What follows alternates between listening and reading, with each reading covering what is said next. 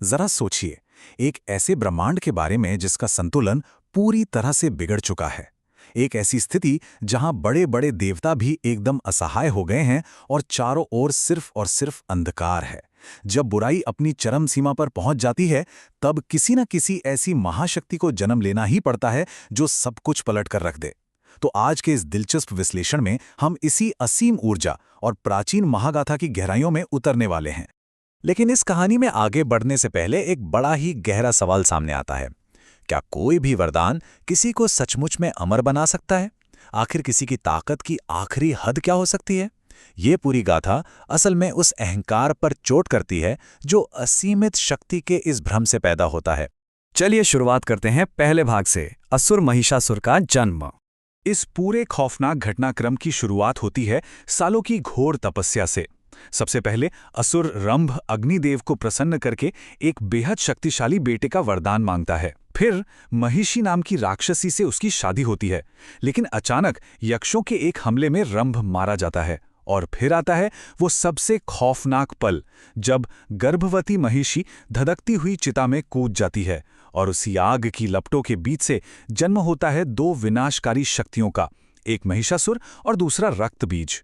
अब ये महिषासुर इतना खतरनाक क्यों था? क्योंकि उसने ब्रह्मा जी की घोर तपस्या करके एक ऐसा वरदान हासिल कर लिया था जिससे कोई भी देवता, असुर या पुरुष उसे मार ही नहीं सकता था। लेकिन अपने इसी गुरूर में वो एक बहुत बड़ी गलती कर बैठा। उसने स्त्रियों को कमजोर और तुच्छ समझकर इस लिस्ट से बाहर ही छोड़ दिया। उसे लगा कि एक स्त्री उसका क्या ही बिगाड़ लेगी, और यही ओवर कॉन्फिडेंस उसकी मौत का सबसे बड़ा कारण बनने वाला था। यहीं से शुरू होता है हमारा दूसरा भाग, महाशक्ति मां दुर्गा का प्राकट्य। जब महिषासुर का आतंक हद से बढ़ गया तो देवताओं के पास अपनी सारी शक्तियों को एक साथ मिलाने के अलावा कोई चारा नहीं बचा। ध्यान दीजिए, ये कोई साधारण बात नहीं थी। शिवजी ने अपना विनाशकारी त्रिशूल दिया, विष्णु जी ने समय को चीर देने वाला सुदर्शन चक्र, इंद्र ने बिजली सा कड़कड़ाता वज्र, वरुण ने अपना पाश, अग्नि ने दहकता हुआ तेज, सूर्य ने अंधा कर देने वाला प्रकाश और यमराज ने न्याय का दंड दे दिया। मतलब ब्रह्मांड की सबसे बड़ी ताकतों का एक ऐसा अद्भुत संगम जो इससे पहले सृष्टि में कभी नहीं हुआ था।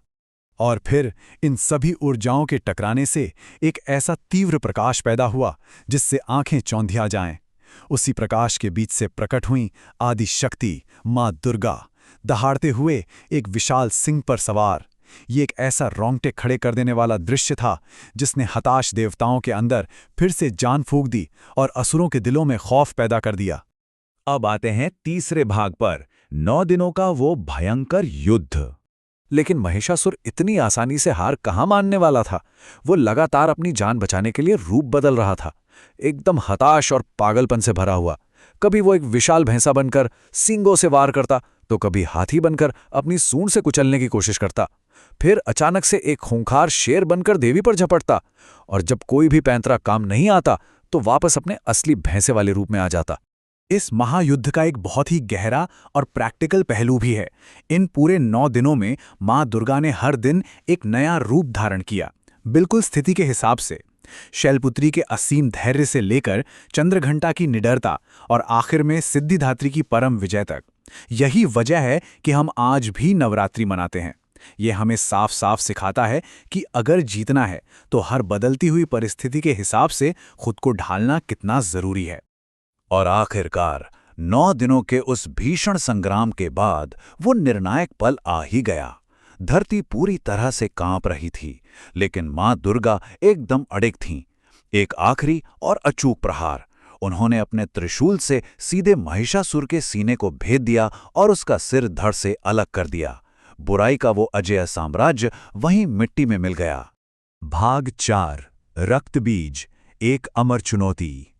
लेकिन रुकिए, ये शांति बस कुछ ही पलों की मेहमान थी, क्योंकि अब मैदान में था रक्तबीज, एक ऐसा असुर जिसके पास एक नामुमकिन सा वरदान था। जरा सोचकर देखिए, उसके शरीर से खून की एक भी बूंद अगर जमीन पर गिरी तो उसे छूते ही वहां बिल्कुल वैसा ही एक नया और पूरी तरह से ताकतवर असुर खड़ा हो जाता।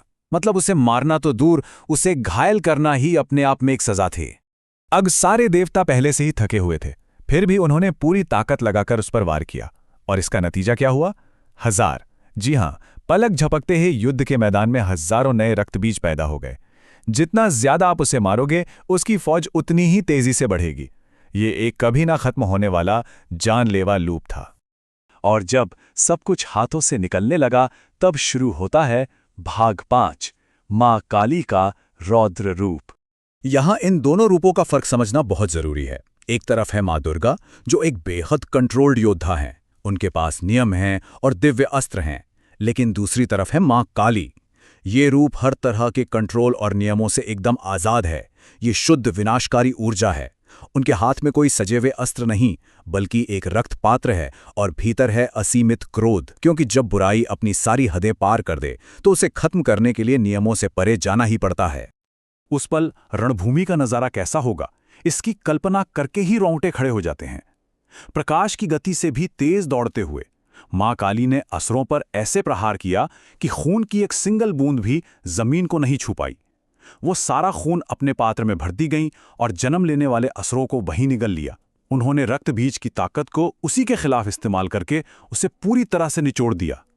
रणभूमि में इसे कहते हैं पूर्ण और परम वर्चस्व। लेकिन इस महाविनाश को रोकते रोकते उनका क्रोध इस कदर बढ़ चुका था कि लगा अब पूरी सृष्टि ही खत्म हो जाएगी। तब सिर्फ एक कदम ने इस अजेय क्रोध को रोक दिया।